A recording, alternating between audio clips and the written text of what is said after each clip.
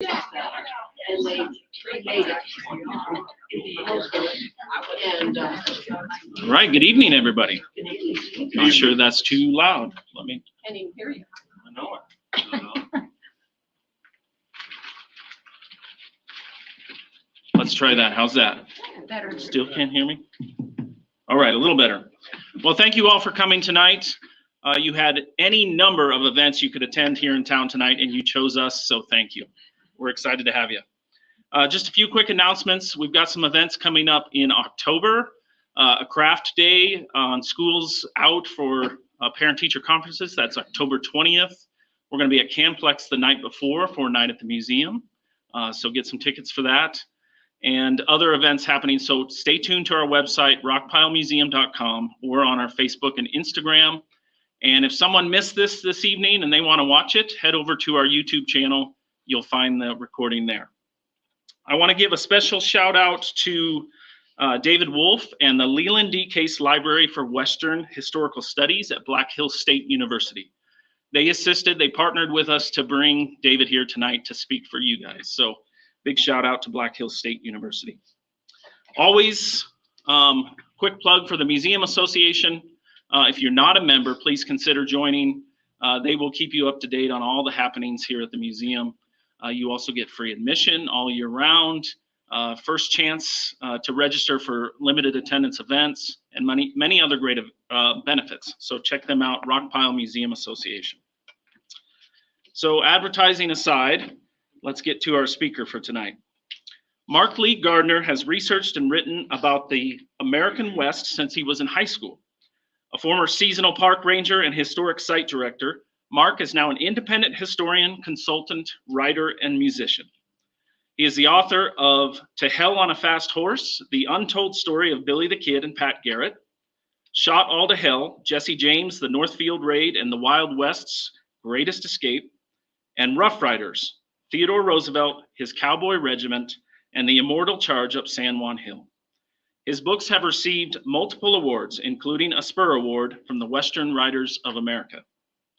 In authority on the American West, Gardner has appeared on PBS's American Experience, as well as on the History Channel, AMC, the Travel Channel, and NPR. He has written for National Geographic, American Heritage, and the Los Angeles Times, True West, and the American Cowboy. He holds an MA in American Studies from the University of Wyoming and lives with his family at the foot of Pikes Peak. Tonight, Mark is here to tell us about his latest book, The Earth is All That Lasts, Crazy Horse, Sitting Bull, and the Last Stand of the Great Sioux Nation. This book was chosen by True West magazine as the best nonfiction book of 2022. It also won the Colorado Book Award and the John M. Carroll Literary Award from the Little Bighorn Associates. Please give a warm Gillette welcome to Mark Lee Gardner. Thank you. Robert gave me a tour of the museum. I was very impressed. Local museums are really struggling, and they have been struggling for a while. And I'm just so impressed to see this turnout and see the support that you give to your museum. And you're very lucky to have such an institution here that is available both to you and to the school children in the area. So I really like what I saw, and I hope I can get back again soon and really study these exhibits.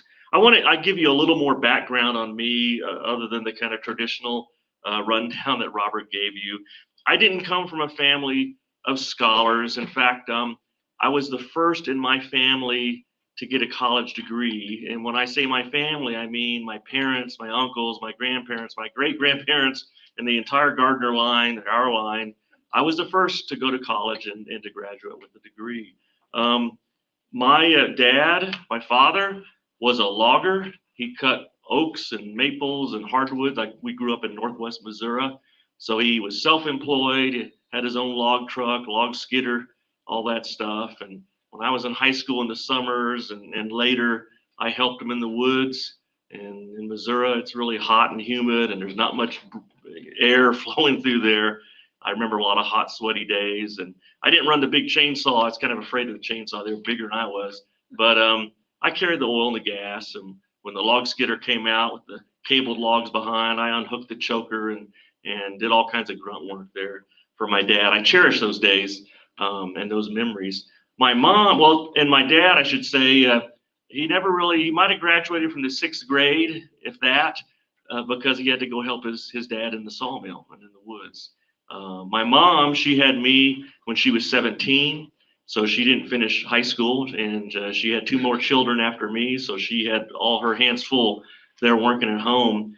But my parents made sure, and my dad made sure that every summer he took off 10 days to a couple weeks to take everyone on a family vacation. And we went all over the place, and I think we hit every historic house and fort and battlefield. And I was always, you know, I think maybe my fascination for American history stems from my parents and from those trips. I think that those trips, not only were they educating their children, but they were also educating themselves. They were seeing the country for themselves at the same time they were educating us. And the first historic site I remember visiting as a child vividly was in St. Joseph, Missouri. I said I was from Northwest Missouri. And that was the home where Jesse James was killed. You go into his room. You can still go there today. Actually, it's a very popular attraction. But as a child, I remember I was fixated on the floor of the Jesse James home because the floor was marred. There were chips of wood that were missing.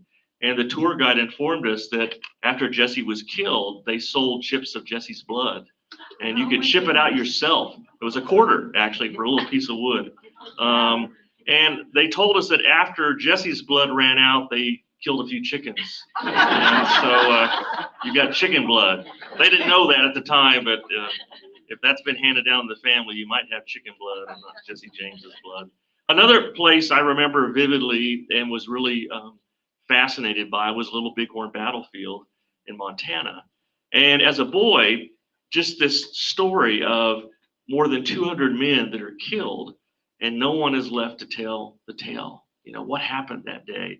As I got older, I realized there were lots of people left to tell the tale, and they were the victors that day, the Cheyennes and the Lakotas. They all knew what happened. But as a boy, that mystery was just so fascinating. And then the starkness and just the openness and this, just how that place just had an aura about it with those white stones scattered out amongst the sage. And as I got older, graduated from college, and even during my college years, my first jobs were at the Park Service. I was a living history interpreter. I worked 3 summers along the Santa Fe Trail at Bent's Old Fort National Historic Site.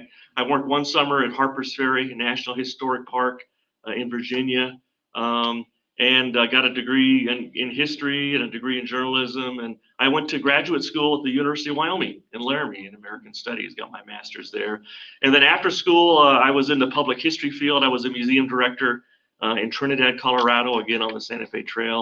And then once my wife, who was a museum curator, became pregnant with our first child, I became a freelancer and started doing all kinds of writing and wrote books for various Park Service sites, guidebooks. In fact, they still sell my guidebook at Little Bighorn Battlefield today. But that's what led to this book, my current book. Now, Robert mentioned I've done other books on Jesse James because that was where I was from, and Billy the Kid and the Rough Riders. But I always came back to Little Bighorn, and my fascination was on that other side, the sides of the Lakotas and the Cheyennes and their story, and particularly Crazy Horse and Sitting Bull. And so I want to start out briefly and just tell you a little background on Crazy Horse and Sitting Bull. I think a mistake that a lot of scholars make, a lot of authors, is they try to tell the whole story of their book in an hour in a presentation, and you just can't do that. Besides, I want you to buy the book and read it. I don't want to tell you everything. So, you know, Sitting Bull, born about 1831, he was Hunkpapa. Crazy Horse, about 10 years later, about 1840, was when Crazy Horse was Oglala. They were the 2 fiercest opponents to cooperating with the Euro-Americans, cooperating with the white men. Crazy Horse and Sitting Bull, neither one ever touched the pen. You know what it means to touch the pen? Anybody? To sign a treaty. They never signed a treaty. Even Red Cloud signed the treaty, touched the pen, but not Crazy Horse or Sitting Bull. All they really wanted was for them to be left alone. They wanted their homeland left alone, and they wanted to live their lives free like they had always done and like the Lakotas had done for generations before then. And so my book, chronicles their two lives, but particularly their fight from the 1870s on to protect their people and to protect their culture. And they ended up dying in resistance at the very end. Crazy Horse died after a short time after his surrender. He died and was killed in September of 1877. Sitting Bull was killed during the Ghost Dance movement in December of 1890. I consider them both to be murders. They were arrest attempts that went haywire, were completely bungled. So it's a tragic story, and I think some of you are familiar with it. But what I hope you get from reading my book is inspiration from these two leaders and what they stood for, and that they always were looking out for their followers till the very end, and their culture and their land. So let's get going here on the old PowerPoint. What I'm going to talk about tonight are things that are not in my book. This talk tonight is about decisions. As an author, you want to write a narrative that's somewhat fast-paced, it's engaging. You don't want to get a reader bogged down in what's called tangential material. You might read some books and maybe it's about, let's say it's the gunfight at the OK Corral, and all of a sudden there's several pages are being written about the Model 1873 Colt revolver, and it gets so detailed, it just like drags. I don't want somebody to put my book down. I want it to be written so that it's hard to put down. So I had to make decisions on things that I felt were really important, but didn't fit into the narrative in some way, or just didn't quite fit the story I wanted to tell. And I love doing this talk because I get to share things that I feel were still important, but aren't in the book. And so I get to share those things. So I'm going to start out with those, since this is a talk about decisions. I'm even going to start with a decision about the cover. So this is the current cover of the book, and this is taken, that photograph was taken in the early 1900s. There was a gathering of Lakota and Cheyenne leaders at Little Bighorn Battlefield, and there were photographers there, and they were telling their stories of the battle, and these were all chronicled in a book that came out about 1913, these various stories. But that was actually taken on a ridge at Little Bighorn, and I just thought it was a great image for the cover, and I suggested it to my publisher. My publisher is HarperCollins. But my editor also liked another illustration, and this is a Stephen Standing Bear pictograph.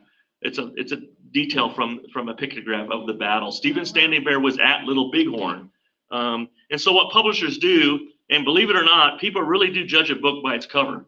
And so you want to make sure that cover really stands out. You're competing with other history books, other authors. And so we had this mock-up done so we could compare.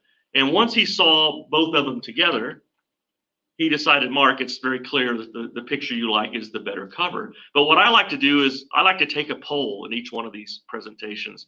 And so I'm going to ask you, so for those of you who prefer the cover on the left, raise your hand. Okay, that's most of you. Who prefers the cover on the right? Okay, a few of you. Well, you'll be happy to know we're not going to change the cover. But the paperback comes out in January, but it'll have the same cover. The only difference is it has a few little laudatory blurbs from reviewers and that kind of thing on the cover. So again, this is a talk about decisions. And here's one of my first really tough decisions I had to make with this book. The man you see here is Horn Chips. He was a holy man. His wife her name was Fields All Around It.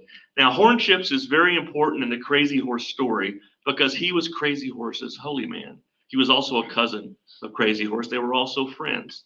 Now, a holy man, one of his duties or tasks is he interprets visions, okay? He interprets dreams. Crazy Horse was a man of visions. And so Horn Chips would interpret these visions, and he would tell Crazy Horse what he needed to do to protect himself in battle. And Horn Chips, as a holy man, he was known as a stone dreamer. Okay, so a stone dreamer, many of his war charms or medicine involved a stone in some way. So he gave Crazy Horse a black stone about the size of a marble, and it was encased in buckskin with a hole in the stone. And Horn Chips instructed Crazy Horse, you must wear this under your arm, under your left arm, and it'd be held in place with a thong. That had to be tied on before he went into battle. He also told Crazy Horse that he was never to wear a war bonnet in battle, only a single feather that would be tied, a single eagle feather tied to his hair, as well as a straw of grass. And again, these things come from Crazy Horse's vision. He had a vision which involved this grass and the grass in his hair. So as part of my research, I visited a individual in Hot Springs, South Dakota, and he had a collection of charms that came from the Horn Chips family. It was very well documented, the provenance. The story that he had was that these charms belonged to Crazy Horse. They'd been made for Crazy Horse by Horn Chips, but after Crazy Horse was killed in September 1877, these protective charms, this war medicine, was returned to his holy man. They were returned to Horn Chips. There's literally dozens of these charms. I'm going to show you several here. That's a guitar pick for scale in this one. They're exquisitely made. They're made the right way. They're made out of smoked brain tan leather. The detail is truly incredible. But the decision I had to make was that I just was not convinced that these really were the war charms or the charms. There's even love charms in here of Crazy Horse. It's quite possible. I can't disprove it. But in some ways, there were so many. They were in such great condition. And it just made me a little nervous. And like I say, they may be legit. I don't know. But because I don't know, I'm not going to put it in my book. You know, once you put something in your book and your name's on that book, you're in a way authenticating something. And it's there forever. So I wasn't ready to take that step. I hope they're real. I understand the collection is now at the Crazy Horse Memorial near Custer, South Dakota. I would have loved to have been able to promote my book. I'm the first one to publish these rare charms that belong to Crazy Horse. But as of today, I'm still not convinced. And maybe someday I will be, but those things are not in the book. I love them. I think they're just wonderful. What are they made of? They're made out of brain tan leather. Oh, all leather. Yes, all leather. And like I say, they're just so detailed. And there's a little stone in this pouch, for instance. Like I say, he was a stone dreamer. No, I'm trying to go back. Oh, I'm pointing the wrong way. There'll be a stone in here. So just they're really incredible, and like I said, there are literally in this collection dozens of these charms. Okay, here's something else that I would have liked to have included. Now I mentioned Stephen Standing Bear earlier because he had that pictograph that we wanted to use, or my editor wanted to use on the cover. Stephen Standing Bear did this really large and detailed drawing that incorporates several elements surrounding the Battle of the Little Bighorn. So this is actually the battle up here, and you see the dead of Custer there. But what was important to me about this drawing is down here in this right-hand corner. This represents the Sundance that was held in early June of 1876 near a place called Deer Rocks in southern Montana. And this is very important in the Sitting Bull Crazy Horse story because it was at this Sundance that Sitting Bull had probably the most important vision of his life. And just to give you a little background, the Sundance is held every year, and it involved several divisions of the Lakota Nation who would gather together. In fact, there were also Northern Cheyennes at this Sundance.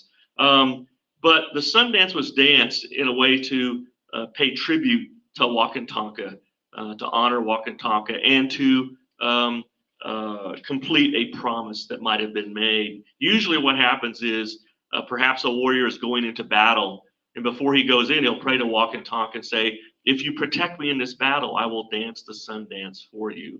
So you will see various Lakotas that will be dancing for that reason or others. And the traditional Sundance, I'm sure you've read about it or seen images, but the individual is tied to the medicine pole or the holy pole, and there are skewers that are placed into their skin, and they dance and dance until they rip those skewers out. And while they're dancing, they're supposed to be staring.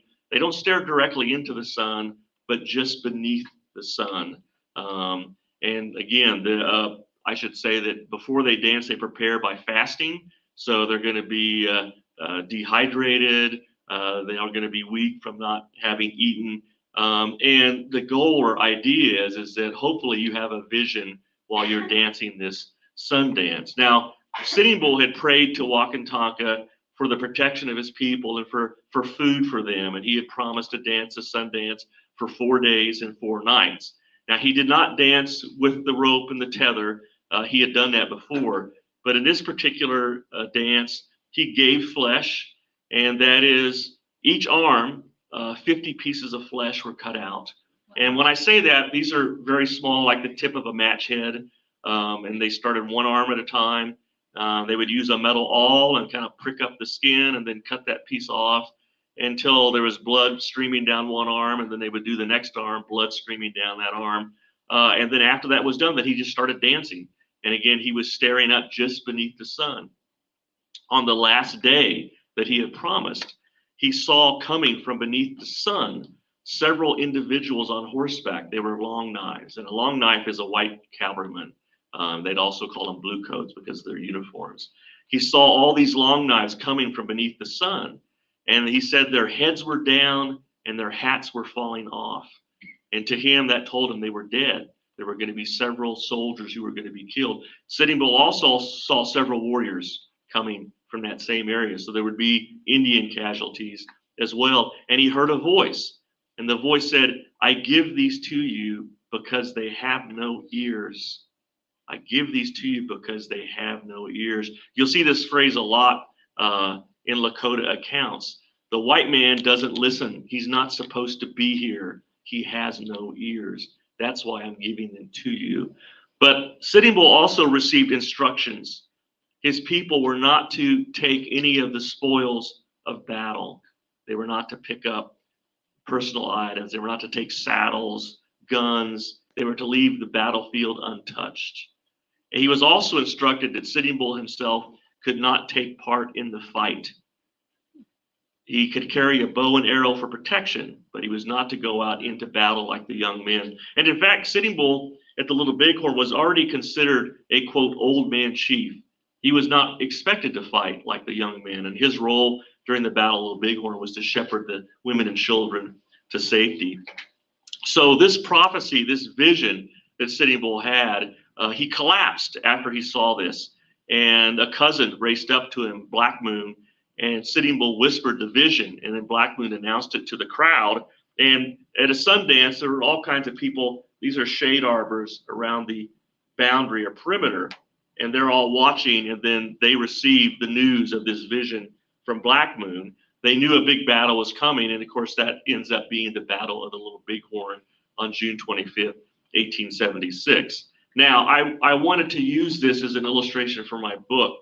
The problem for something like this, and here's a close-up of it, when you shrink it down to the book, and it can't even be a full page. I mean, when you look at my book, it has a color insert, but there are several images per page, and it just became so difficult to actually see the details of this drawing. But it's so important, and that's why I like to share it in this talk. I like to share the things that didn't make it in, and the decision that went in behind why it's not there, but it's still a significant piece of that history.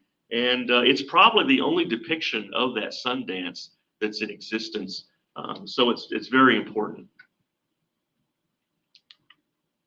Excuse me, have you seen the original that's in the Britain Museum? Yes, the original's in the Britain Museum. You're correct. It was one time owned by Father Peter Powell, and I don't know if after he died a couple of years ago, and they still have it, so I don't know if he willed it to them, but I had called the Britain Museum actually when I was researching the book because I was wanting to, possibly use it, and it has been reproduced before, but he told me, oh, Father Powell is planning to write something on that, so he really doesn't want it reproduced anymore, and well, I guess he's not going to be able to finish that. So anyway, but no, yeah, it's in the Britain Museum. It's a wonderful museum, by the way. I just love that place. Okay, so I'm a fan in my writings of epigraphs. An epigraph is a sentence or two that, to me, distills the whole meaning of a chapter that follows. So each of my chapters will start with an epigraph. And this is one of my favorites. This chapter deals with the murder of Crazy Horse after he surrenders at Fort Robinson. And it's a quote from Father de Smet, a Catholic missionary. And it's filled with such wisdom. He says, "It is not possible to change the nature of any race of men in a moment." But that's exactly what the U.S. government was trying to do. Once Crazy Horse is forced to surrender through starvation, they're trying to change them, to make them into white men almost instantly. They were teaching the Indian women how to bake with flour and make bread. I mean, they were trying to get rid of their culture as well. And these individuals with Crazy Horse, when they surrendered, there were actually individuals within his followers who had never seen a white man. The first time they saw a white man was when they surrendered. So they had lived completely free and away from the white man. And then all of a sudden they're forced into all these changes so quickly. Crazy Horse's followers, the Indian agent wanted them to sign a receipt for rations. They were terrified and would not sign initially these receipts because they thought they were signing away their land. Every time somebody signed something, they lost something. And they finally were forced to sign by a threat saying, "We're not going to give you food unless you sign this piece of paper." So to me, that was a great epigraph. It really distilled what was happening with his people. So what I want to show you is an epigraph that I loved, but that I didn't use. "The Indian that says he likes a white man is a liar, and the white man that thinks an Indian likes him is a fool." That was said by Sitting Bull. We know, I've documented that was said by Sitting Bull. For me, I never could find the right place in the book, but I also felt like that particular statement, it made Sitting Bull come across as so bitter. And he wasn't always bitter. I'm sure he was bitter when he said this, but he was known as someone, he had a real sense of humor. He liked to joke. We know a lot about his personality. And I felt this gave the wrong impression. And I just couldn't find a spot where I thought it worked. But there's so much truth to what he was saying. And I want to give you an example. There are individuals, whites, who knew Sitting Bull and Crazy Horse, and they would have their memoirs later. And one of them, Dr. James McGillicuddy at Fort Robinson, he treated Crazy Horse's wife for tuberculosis. And he later said that, "Oh, Crazy Horse, we were such good friends. We were warm friends. He always referred to my friend Crazy Horse." Well, Dr. McGillicuddy did not speak Lakota, at least at that time. And we have not a single word from Crazy Horse that has the same sentiment. Did Crazy Horse really feel the same way that Dr. McGillicuddy felt about him? So often when we're studying the history of the Lakotas, we only have one side of the story. And a lot of times that's the white man's story. The Indian agent at Standing Rock, James McLaughlin, hated Sitting Bull because Sitting Bull was reluctant. He resisted. So we have these very negative reports that are sent to Washington. We don't have Sitting Bull's report. We don't have what he had to say about this relationship. So as a historian, you have to keep that in mind. You're just getting one side of the story most of the time. So that's not in the book, but I think it says a lot about the relationship between the whites and the Lakotas. So you probably don't recognize this man, but you should know about him. His name is John Burke. His nickname was Arizona John, and he's important because he was the general manager for Buffalo Bill's Wild West exhibition. And it was John Burke who traveled to Standing Rock in 1885 and negotiated with Sitting Bull to join the Buffalo Bill Wild West exposition and travel with them this year.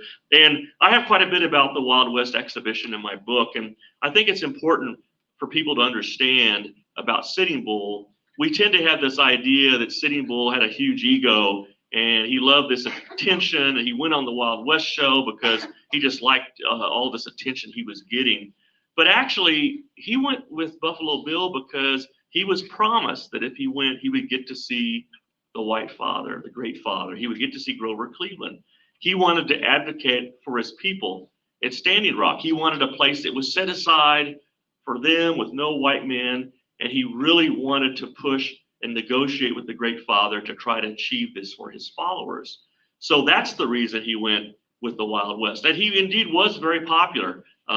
He had learned how to sign his autograph when he was in Canada, when they escaped to Canada after Little Bighorn, and he would get $1 to $2 per autograph. When he got back, he had a lot of money, but he spent it on feasts for his people. And the agent, James McLaughlin, criticized Sitting Bull and said he's wasted all his money. He's blown it all on feasts for his people. McLaughlin should have known that a great leader is to share. He's to be generous. He's to give of what he has. So he was doing what was expected of a Lakota leader. He was feeding his people. That was what he was expected to do. When Sitting Bull surrendered after fleeing to Canada with his followers, he surrendered in 1881. He looked the dirtiest and the scroungiest of all that group because he had given everything away. He gave everything to someone who needed something. So Sitting Bull wanted to advocate for his people. He wanted to advocate for them. He did get to see the Great Father, but all he got was a handshake. That's all he got. He was whisked away. And Sitting Bull was fuming, and the interpreter tried to reason with Sitting Bull. He said, you know, there are people who come to Washington and they spend weeks before they get to see the Great Father. Sometimes they never get to see the Great Father. And Sitting Bull was just angry. He said, white men are fools. You know, white men are fools. I'll tell you a little vignette. This is in my book. So, you know, when they took leaders, Indian leaders, they always wanted to try to impress them in some way. And so they took Sitting Bull to see the Declaration of Independence. I'm not talking about it when it was behind glass. I mean, they laid it out on the table. He saw the real document. Hey, nobody's seen the document without glass, right? If you've been there, there's glass there. It's encased. Well, he got to see the real thing. And I just have to wonder, we don't have Sitting Bull's thoughts, but, you know, when they read part of it, it said, we hold these truths to be self-evident, that all men are created equal. Did Sitting Bull think, does that mean us too? Does that mean the Lakotas? That had to have been a profound moment, but we don't have his thoughts. We just know that he was shown the Declaration. They thought that was important. So John Burke, when Sitting Bull was killed on December 15th, 1890, John Burke immediately sent a telegram to James McLaughlin at Standing Rock. He says, save me some memento of Bull, a lock of hair. With all his faults, I liked him well. And we don't have a lot about what John Burke thought, but to me, this says a lot. He formed a friendship and attachment. He liked it. He wanted something to remember Sitting Bull by. He sent this, like I say, Sitting Bull's killed December 15th. That's to say, dated December 18th. I would have loved to have used this as an illustration in my book, but again, when it's shrunk down, you can see it's fairly faded, and it just would not have reproduced that well. But I think it's a very touching note, and it just speaks to their relationship that they had. This is something, I'll tell you, sometimes things get left out because I'm not very smart. And this is an example of that. I made a mistake. So when I was promoting the book last summer, and I put together a program on the pictographs of Sitting Bull.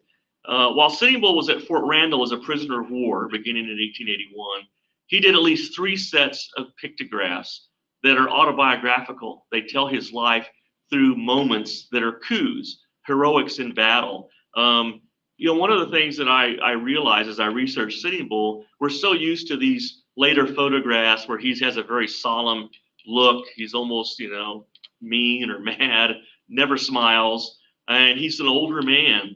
But Sitting Bull was a great warrior as a young man. I mean, he was renowned for his feats in battle. And we don't think of him as a great warrior, but that's how he achieved some of his status and acclaim. Sitting Bull was not what was called a, quote, hereditary chief.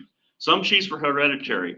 If you weren't a hereditary chief and you became a leader, you did it for your feats on battle, through your wisdom, through your acts. There was something about you that stood out and men wanted to follow you. So Sitting Bull gained his status through his deeds. And it was the same with Crazy Horse. Crazy Horse did not have a chief as a father. he won his laurels on the battlefield. In fact, I don't want to get too far aside with Crazy Horse, but he may have been the greatest Lakota warrior to ever live. There's lots of stories about how conspicuous he was. For instance, the Crows always said, the Crow Indians said, we always knew Crazy Horse. We always recognized him because he was way out in front of everybody else. You know, that's how brave he was. Crazy Horse was noted for what's called a brave run. And this is where you would gallop very close to the enemy line. And if you weren't hit, your war powers, Horn Chip's medicine was working. And it was considered a great feat. The other objective for a brave run was to draw the fire of the enemy. In the era of muzzleloading weapons, once they fired off all their muzzleloading guns, there was a little gap of time where you could rush in and attack before they could reload. So it had a couple of purposes. But Crazy Horse was said to have had in battle 7 to 8 horses shot out from under him. And that was indeed a sign of bravery. You have to be close to the enemy to have your horses shot out from under you. And interestingly enough, a similar thing is noted with George Armstrong Custer. In the Civil War, he had 10 to a dozen horses shot out from under him in battle. And that was also considered a great feat of how brave and courageous he was. So in a way, Crazy Horse and Custer were two great warriors, just from different cultures. So to get to this drawing, Sitting Bull made several sets, but what's important about this set, and you can see up here in the corner, it's on the stationery of the Post Trader, Daniel Pratt at Fort Randall. And what's important about this is not only did Crazy Horse create this set of autobiographical drawings, but he dictated to Pratt what each drawing was, and Pratt wrote it here at the bottom. So it identifies some of these different incidents in Sitting Bull's career. I'm going to read this to you. Killing a Crow Indian scout who belonged to General Miles' command. Sitting Bull wears a war bonnet which once belonged to Crazy Horse. Now, if you remember what I said earlier, he was not to wear a war bonnet in battle. That does not mean Crazy Horse did not own a war bonnet. He just was not to wear one in battle. And Sitting Bull wanted Pratt to know, he wants the viewer to know, this is not just me killing a Crow scout. I am wearing the war bonnet of the great leader, Crazy Horse. Now, when Crazy Horse gave him that war bonnet, I don't know, but many people ask me, well, how close were Crazy Horse and City? What was their relationship? Well, they were friends. They were allies in this fight against the white man. And Crazy Horse even gifted Sitting Bull his war bonnet. Now, when I was preparing this talk, somehow when I took these pictures myself at the Buffalo Bill Historical Center, somehow I missed this caption because it's the perfect illustration for my book, and so it's not in the book. But it is in the paperback in January, so that's something I got to fix. But anyway, it's just more evidence of the relationship these two great leaders had. Well, now we're coming to perhaps my greatest regret. I so wanted to tell this story. Now, I spent at least a week or more researching at the National Archives branch in Kansas City because it has all the letter books from the Standing Rock Agency, the Pine Ridge Agency, and it all dates to this period that I was writing back during the lives of Sitting Bull and Crazy Horse. And this was a letter I found. No one had written about this before. And I'd never heard of this individual before. I'm going to tell you about him. But I'm going to read this first. This is a letter that's written to General Alfred Terry, and he was stationed at Fort Snelling, Minnesota, but he was in charge of this region to the west. It says, Captain Paul Boynton, the aquatic navigator, who intends swimming from head of Yellowstone and down the Missouri River to St. Louis, Missouri. He's going to swim. He's not taking a boat. He's swimming. Request me to ask you, if possible, for you to have an order issued to the troops and forts on above route, informing hunters and others of his proposed voyage, in order that he may not be mistaken for anything different and probably shot at. As this has been the case in several places in more civilized parts, he thinks an extra caution more necessary on the present route. Let me tell you about Captain Paul Boynton. Not only was he called the aquatic navigator, he was also known as the fearless frogman. He had a rubber suit, a life-saving suit he developed. Now, this suit was intended, again, life-saving, like if there's a shipwreck, you could go out in this rubber suit and save people. It had, it kind of functions like a dry suit. We call it a dry suit today because you're dry. He ended up taking this suit. He indeed did go down the river from Montana. He ended up in St. Louis. 1,675 miles was on this journey. So the suit had air pockets, and he had a pump, so you could fill these pockets with air so he would float. And it operated similar. It looked kind of like a kayak. He was on his back as he floated down these streams. So I'm going to show you some pictures. I found these pictures of Captain Boynton and his suit, and you're going to understand why he might have been mistaken for some kind of monster. So that's what he looked like. There's several versions of this. And here's an image that shows how he floated downstream.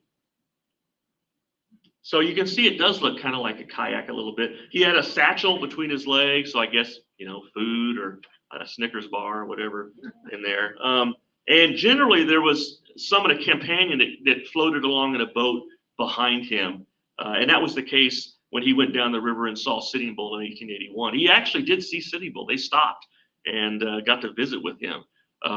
So yeah, there was always somebody that was behind in a boat. And in this particular case, it was a journalist who later chronicled their expedition. But Boynton was a famous exhibitionist because he took this down other rivers. He floated across the English Channel in this suit. I mean, he was quite a sensation in the late 19th century. I had literally never heard of Captain Boynton before, but I thought, man, this guy deserves a book because it's just amazing.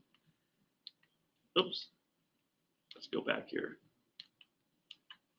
So this image is from the Illustrated Police News, and indeed it shows an incident from that trip where he was almost shot at by someone along the river. And so he's waving at them, and don't shoot me, I'm human.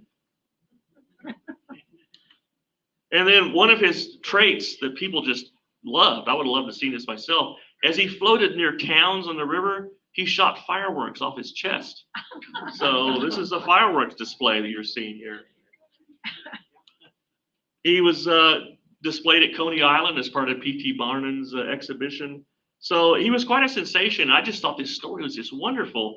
But it just it was just too much of a comic element for my my book. So you will not find one single mention of Captain Boynton in The Earth Is All That Lasts. I do hope somebody someday writes a book about Captain Boynton because it's just a fascinating story. So those are a handful of things that didn't make it in, and I like to save time for questions so we can talk more about Crazy Horse or Sitting Bull or whatever you want to ask me. This would be the time to do it. I understand that Crazy Horse never had his picture taken. That's a great story. Yes, he never had his picture taken. There have been possible images that people have thrown out there that might be a Crazy Horse, but we have so many accounts. And again, you have to remember, he turns himself in May. He's killed in September. He's just there near Fort Robinson a short time. According to McGillicuddy, and I mentioned him earlier, he said he asked several times, tried to persuade Crazy Horse to get his picture taken. And, Crazy Horse was saying, why would I let someone, take my soul? Why would I let someone, do that? People that knew Crazy Horse, some of the interpreters there, said they just couldn't imagine him ever having his photograph taken. And also his personality, which I discuss in the book, he was very modest. He spoke little.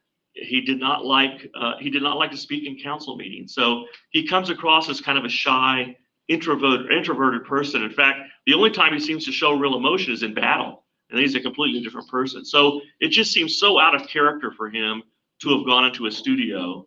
And like I said, why would I allow someone to steal my shadow? Why would I allow someone to do that?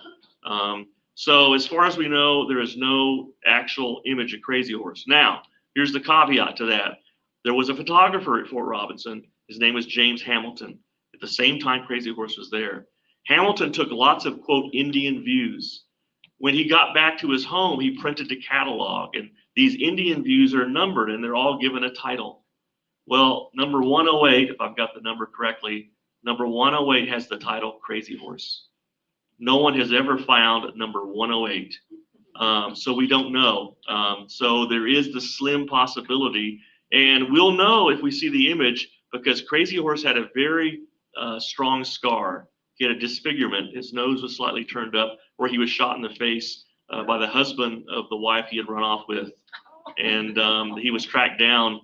The man entered the lodge, fired point blank, and it didn't heal properly. There's no plastic surgeons in Lakota world. So he had a distinctive scar. Many people mentioned the scar that said it gave him a fierce look. So if number 108 or any photo that purports to be Crazy Horse surfaces, it'll have to have that scar. If it doesn't have the scar, it's not Crazy Horse. Yeah. Kind of tagging along to that, is there any like pictographs known of Crazy Horse like you had with Sitting Bull doing his own like autobiographical stuff? Or? Yes and no. So let me explain. And I wish I had that image. It's on my other PowerPoint. After Crazy Horse surrendered, he gave a small booklet of pictographs to a journalist named Wallahan. And Wallahan asked Crazy Horse, who drew these? Who does this depict? He says, they depict a great warrior. He would not say it was Crazy Horse. So we don't know if it's Crazy Horse in these drawings. We know they came from Crazy Horse, and they show episodes that Crazy Horse was probably a part of. But I mean, it's one of the few artifacts that is authentic that came from Crazy Horse. There's very, very little that can be documented that belonged to Crazy Horse. So it's possible. I'll tell you where these drawings are. They're at the Denver Art Museum that was donated there. And I don't know if there might just be like 5 or 6 drawings, but he says they depicted and came from a great warrior. So was Crazy Horse being very modest, or, he would, again, maybe he did not want to speak of himself for whatever reason, but they did come from Crazy Horse. And one of those is actually in the book. It's the 1873 Pawnee Massacre, which is kind of, I'll tell you this story, which I think is one of the problems both in the 19th century and for scholars is this whole thing of translation. Because a lot of the accounts we're getting from the Lakotas, they're going through an interpreter, a translator. Historically, during the treaty meetings, what the Lakotas understood they were signing wasn't actually what the legal documents said. I'll give you an example. Red Cloud ended up touching the pen, the Fort Laramie Treaty of 1868. Short time later, he visits Washington, D.C. And there's a question, there's a disputed point. And so the Secretary of the Interior at this meeting, well, let's get the document out, we'll have it read. So they get the document out, an interpreter reads it to Red Cloud, who becomes incensed. That is not what I agreed to, he said. And he said, who is the interpreter? I want to find that. He was going to kill the interpreter that had, read him this at Fort Laramie. That happened all the time. And, the sad thing is too, when they did the Fort Laramie Treaty and brought it for a signature, they allowed all the leaders, the Indian leaders, to speak. Those Indian leaders thought what they said was going to make its way into the treaty, but it was already printed. It was already written up. So all those little speeches and all those things they asked for weren't in the treaty. And so it was a huge shock to them. So it's the same thing with the accounts that I used, and how good was the interpreter who took down He Dog's account in 1930? You have to trust them somewhat. So that leads me to this drawing that's in my book, the pictograph. It depicts the Pawnee Massacre in 1873. So the Pawnee tribe had been given permission by their agent to go on a buffalo hunt in western Nebraska. While they're on this hunt, nearby were large groups of Oglalas and other Lakotas. And they spy the Pawnee village that's moving at the time. They attack. Apparently over 100 are killed, including women and children. It's called the Pawnee Massacre for a reason. But they also took captive some women and children. And the newspaper accounts in 1873, the agent named, he learned the warriors, the leaders who had some of these captives. And he said one of these individuals, the name was Mad Horse. Well, what's another word like mad? Crazy. Yeah. So Crazy Horse wasn't famous in 1873. And that particular interpreter, I believe, he was speaking. We know Crazy Horse wasn't on the Yellowstone. So I believe Mad Horse was actually the Crazy Horse that I read about. And that particular interpreter interpreted the Lakota word as mad.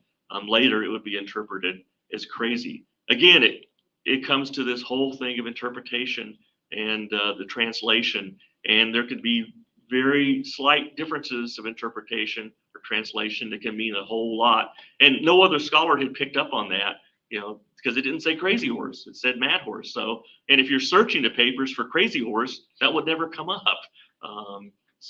Anyway, yeah, good question. Okay, well, I'll be happy to talk to you. I've got a few copies of the book for sale. Thanks so much for coming, and feel free to come up if you have further questions. Thank you.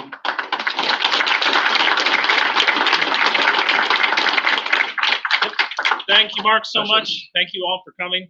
Book's over here. Grab a cookie on your way out. We'll see you next time.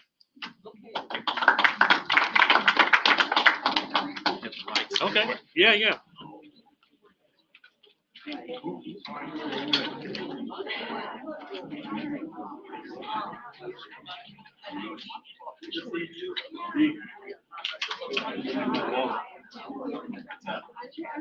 Books are free. Well, I'll tell you, so the new book is